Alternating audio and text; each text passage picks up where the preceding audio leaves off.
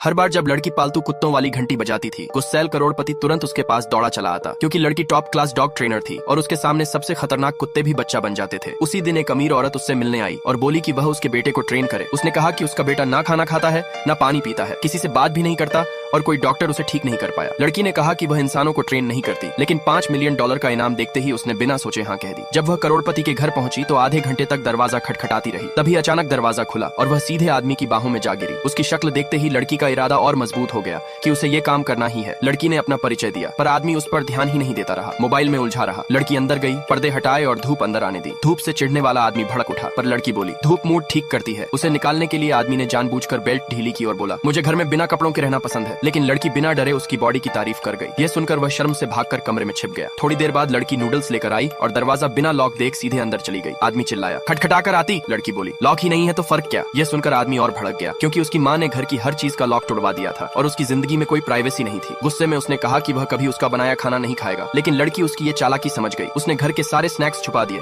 और सिर्फ टाइम पर खाना देने लगी। घंटी बजती, वही खाने का संकेत था। पहले 2 दिन आदमी ने खाना नहीं खाया, लड़की ने भी कुछ नहीं कहा, बस समय पूरा होते ही खाना हटा दिया। भूख से तंग होकर तीसरे दिन वह खुद कमरे से बाहर आ गया। लड़की समझ गई कि पहला स्टेप पूरा हो गया, अब भरोसा बनाना है। वह उसके सामने बैठी और बोली अगर तुम खाना खाओगे तो तुम्हारे कमरे का लॉक ठीक कर दूंगी। यह सुनकर पहली बार आदमी उसकी ओर देखने लगा। लड़की खुद को रोक नहीं पाई और उसके सिर पर हल्का सा हाथ फेर दिया। कमरे में लौटते ही आदमी का दिल अजीब तरह से तेज धड़कने लगा। कुछ दिनों बाद लड़की ने वादा निभाकर उसका लॉक ठीक करवा दिया और चाबी उसके हाथ में रख दी। उसी रात आदमी ने चुपचाप खाना खाया और खाना खत्म होते ही वह पिघलकर लड़की के पास आया और धीमे से बोला क्या तुम आज भी मेरा सिर सहला दोगी। पार्ट 2 देखने के लिए सब्सक्राइब कीजिए।